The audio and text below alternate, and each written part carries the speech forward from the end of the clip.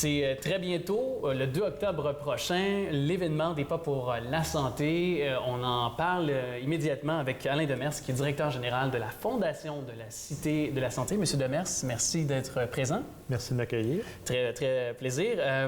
Vous avez eu le slogan cette année « Bougeons pour notre monde ». Et qu'est-ce qu'on veut finalement signifier derrière ce slogan-là? Qu'est-ce qu'on signifie avec cette phrase-là, finalement? Bien, pour une fondation d'un centre de santé, d'un hôpital, on s'entend que de faire des activités santé comme une course à vélo et comme une marche et course à pied, ça va de soi. Alors, il y a différents moyens d'amasser des fonds, mais évidemment, de le faire en faisant quelque chose qui tourne autour de la santé, pour nous, c'est extraordinaire. Alors, le slogan « Bougeons pour notre monde », évidemment, on s'entend qu'à la fois, on invite les gens à venir bouger, mais qu'on va amasser des fonds pour la cause. Pour la cause, effectivement. Exactement. Et d'ailleurs, cette année, bon, il faut spécifier, il y a des trajets pour courir et il y a aussi, on peut marcher. Donc, les gens, c'est un peu importe, on est un peu plus âgé ou un peu moins peut-être disposé à courir, bien, on peut quand même participer, prendre part à l'édition 2016. Tout à fait. Depuis 3 ans, au début, c'était seulement une marche. Maintenant, il y a une marche et une course. La marche a un côté quand même symbolique, mais pour lequel on peut évidemment amasser des sous.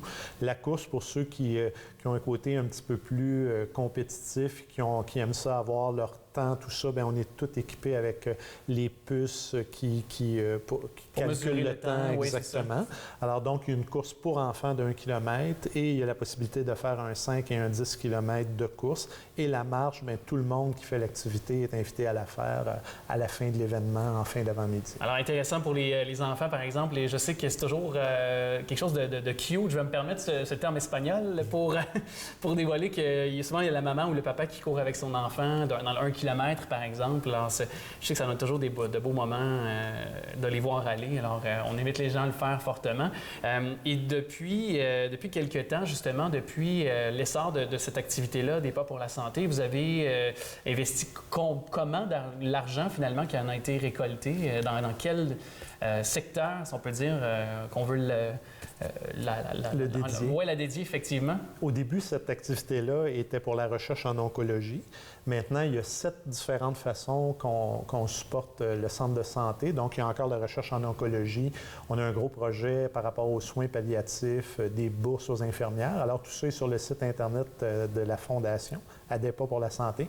Mais les gens qui s'inscrivent ou les gens qui décident de parrainer une des personnes qui fait l'activité, ils peuvent effectivement, selon la personne qui court ou la personne qui s'inscrit, choisir... Donc, ils peuvent choisir le projet de leur choix? Absolument. Il y a 7 projets différents et puis de cette façon-là, c'est très large.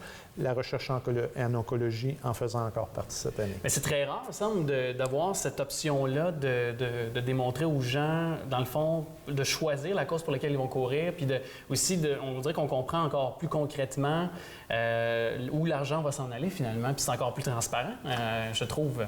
La philanthropie évolue beaucoup et puis les donateurs en général maintenant aiment vraiment avoir une reddition de compte sur qu'est-ce qu'on fait avec l'argent, donc d'avoir la possibilité de dédier d'une façon encore plus précise. La Fondation Cité de la Santé, même si elle porte le nom de l'hôpital, elle est la fondation de tout le Centre intégré de santé et de services sociaux de Laval. Donc, on parle ici de plus de 20 établissements. Il y a des CLSC, il y a des centres d'hébergement, il y a l'hôpital, le centre de cancérologie, le centre ambulatoire.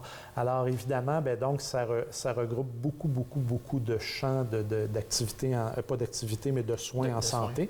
Et puis, de cette façon-là, comme la Fondation en supporte beaucoup, bien, on essaie d'être le plus précis possible. Puis, évidemment, la transparence pour une fondation, c'est excessivement important. Puis justement, ces activités-là, on a déjà parlé ensemble plus tôt. Vous êtes venu à TV Laval Nouvelle pour nous parler au cours des dernières semaines de ce défi vélo 300 km pour la vie. Oui. Et celui-là, donc, des Pas pour la santé, à quel point c'est important pour une fondation, pour vous, que les gens viennent s'inscrivent à ces activités-là, se mobilisent pour la fondation? À quel point? Ce qu'on disait tout à l'heure, bien évidemment, nous, comme fondation d'un centre de santé, on souhaite faire bouger les gens, on souhaite qu'ils soient en santé, donc qu'ils viennent le moins souvent à l'hôpital pour se faire soigner.